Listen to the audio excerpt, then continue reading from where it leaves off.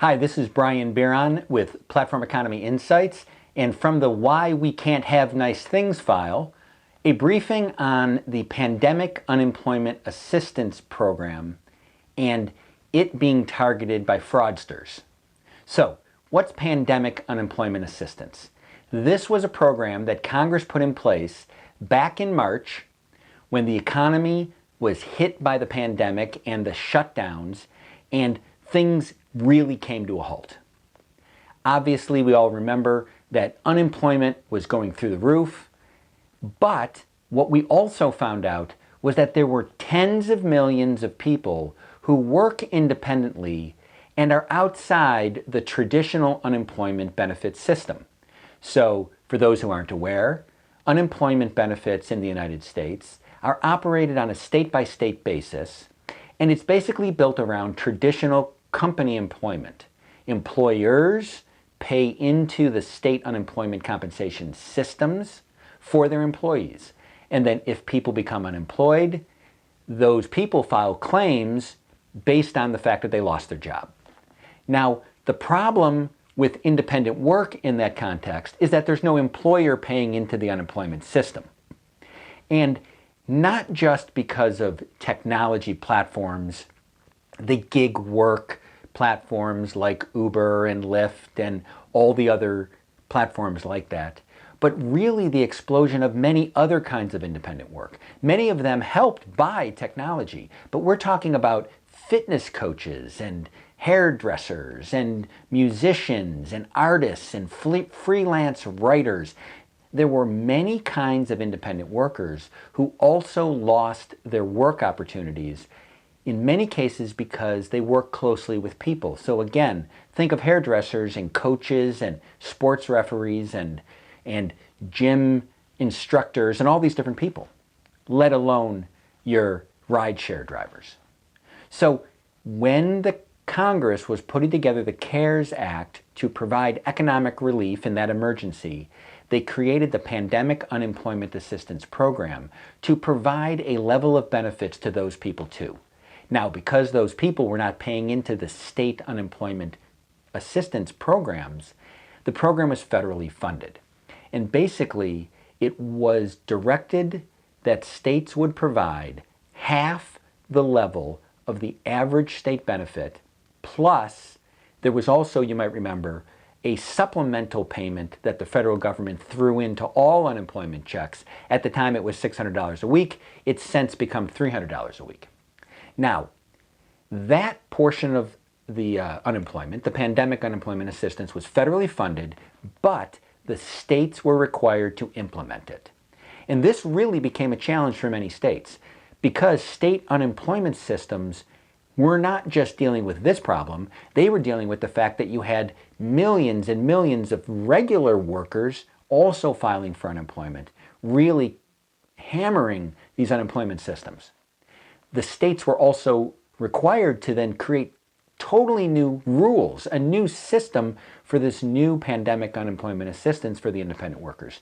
This was a really big challenge. Not surprisingly, many state bureaucracies had a real problem getting this done, and huge backlogs in these pandemic unemployment assistance claims followed.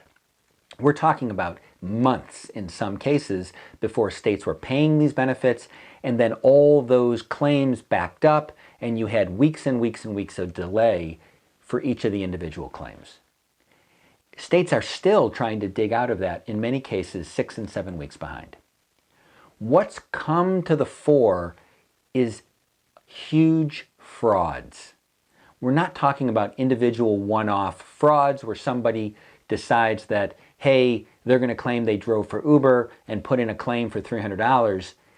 We're talking about what appear to be large-scale frauds where large numbers of fraudulent claims based in many cases on stolen IDs and all that kind of thing, those being filed in states, sometimes from out-of-state people, in order to defraud the program. In fact, these numbers in some states like California appear so large that where a recent estimate was that 15 million Americans had filed for pandemic unemployment assistance, their thought is that maybe 5 million of those are actually fraudulent. So you're talking about very large fraud percentages. The backlogs and fraud are not just defunding the program and costing the federal government potentially billions of dollars, but it's also meaning that it's becoming very hard to use the numbers in the program to tell how independent workers are recovering as the economy improves. Because when the backlogs are 2 months long and the numbers are counted when checks are sent out, what you're really doing is getting a picture of claims that were filed weeks and even months ago, let alone the fact that many of those might be fraudulent claims. One of the results is that where traditional unemployment was accounting for the majority of unemployment claims through most of the past few months, as those claims are falling and the economy is improving, the percentage of the claims that are the pandemic unemployment assistance for independent workers are going up. Again, this could be just as much fraud as anything else. So that is really harming the program. And one concern that, for example, I would have is that this is undermining the chances that government implements some kind of new program going forward when we're beyond the emergency to deal with the fact that you now have many, many millions of Americans, again, not just working on platforms, but also doing all other kinds of independent work, who should be part of some kind of benefit system, but where the traditional system doesn't work. Whether or not this fraud will simply lead to the government thinking, this doesn't work, it's too rife with abuse, we should go back to the old system and actually fight more about whether independent workers ought to not be allowed and ought to have to work as traditional employees, or some creativity will be used to develop new programs, we're only going to see as this thing goes forward.